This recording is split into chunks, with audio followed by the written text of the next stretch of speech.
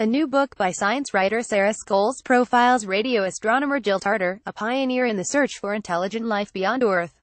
Even if you haven't heard of Tarter, you might know the fictional alien hunter she inspired, Ellie Arroway, from the movie Contact, which was based on the book by Carl Sagan.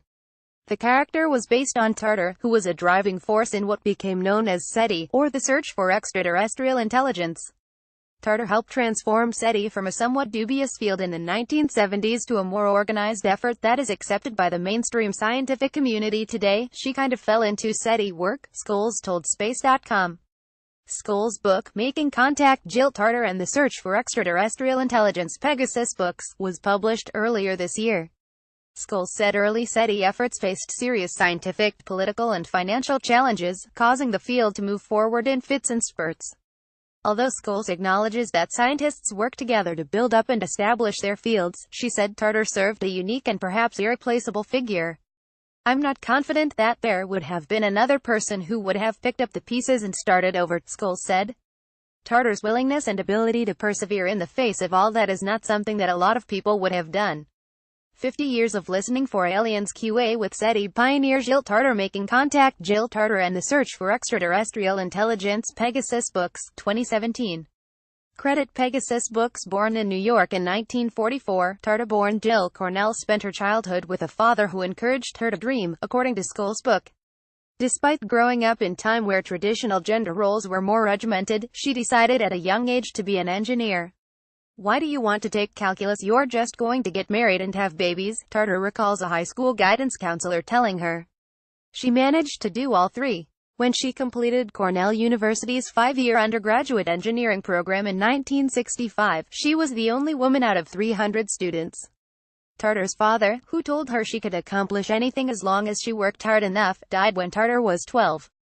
Her mother, who had encouraged her daughter towards more feminine roles, continued to provide her with quiet support after her father passed away, according to Scoles' book. "I think that her mom being forced into this non-traditional role of a single mother maybe made her more accepting of a non-traditional role for her daughter," Scoles said. And while her father had pushed young Jill to fulfill her dreams, what she learned from her mom were the practicalities of how to work hard and get things done, Scoles said.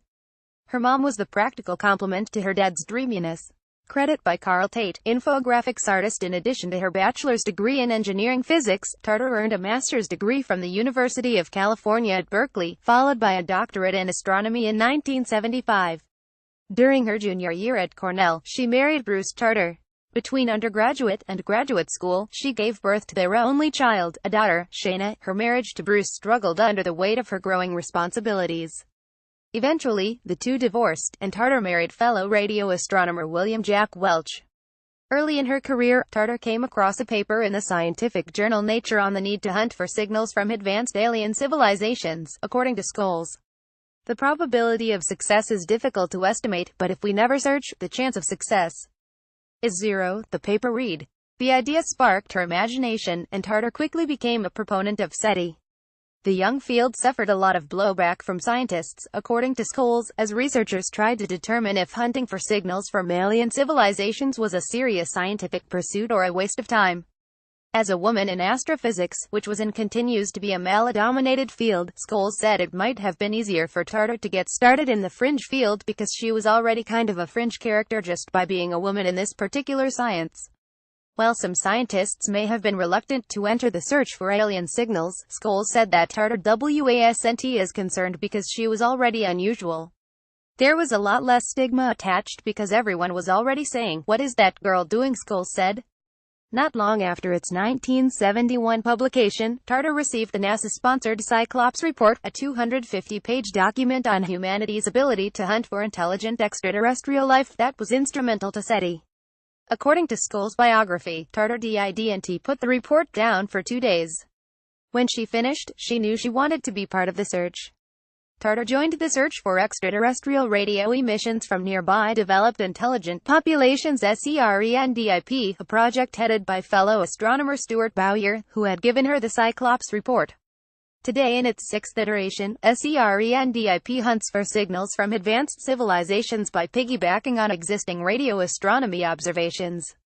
In 1984, Tarter wrote the charter for the SETI Institute, a non-profit research organization.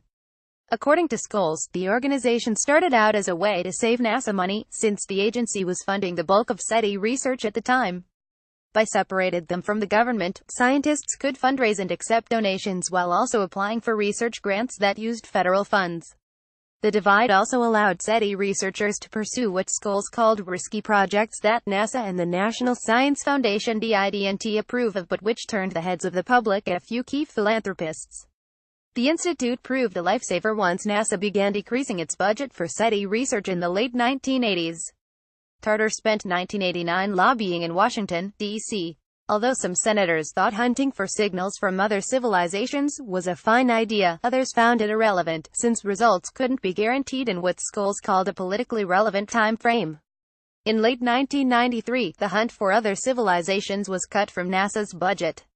In her book, Scoles said the SETI Foundation is what saved SETI.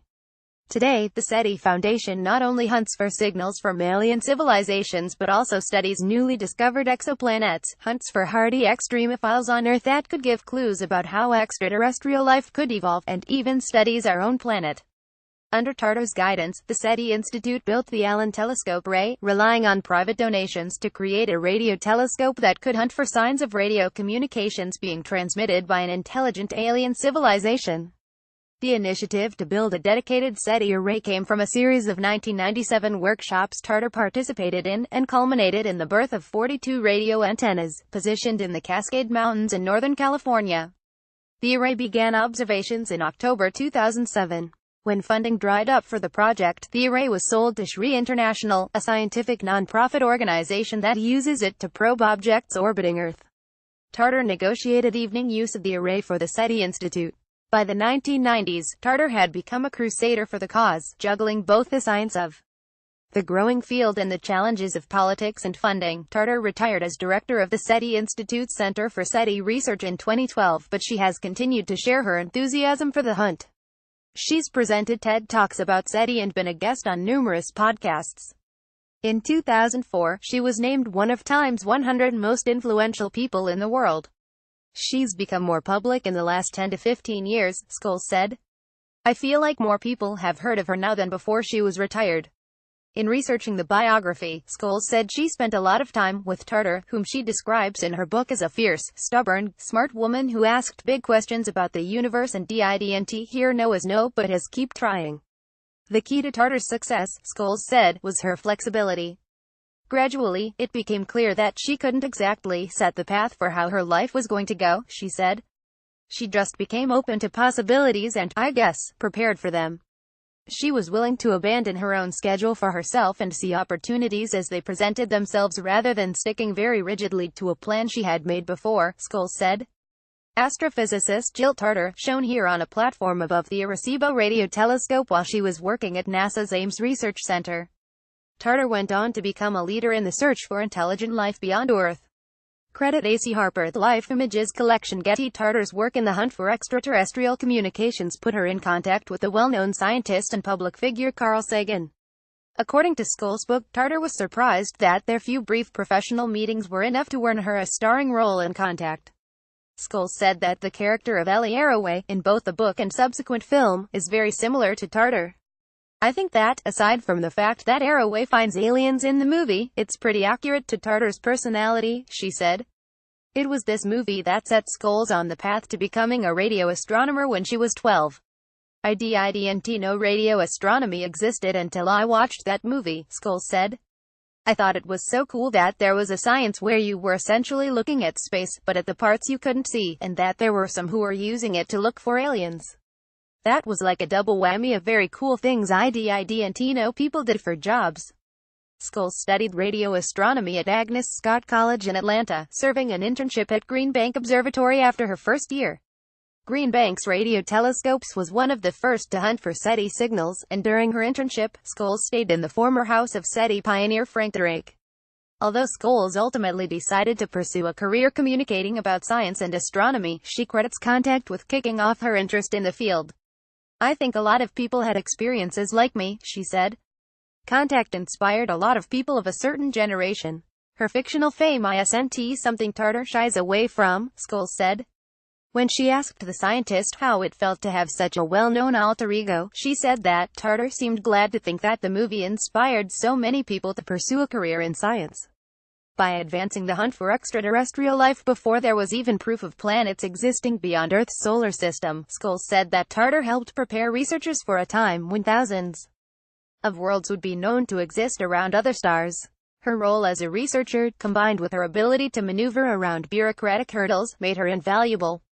In the book, astronomer Margaret Turnbull testified to the enormous impact that Jill has had, and that thanks to her we exoplanet and SETI scientists are all continuing to have on the world, just by simply existing and being in the scientific community and pushing the frontiers in every direction. She's not replaceable, Turnbull said. Follow Nola Taylor Reddit at NolaTred, Facebook, or Google. Follow us at space.com, Facebook or Google. Originally published on space.com.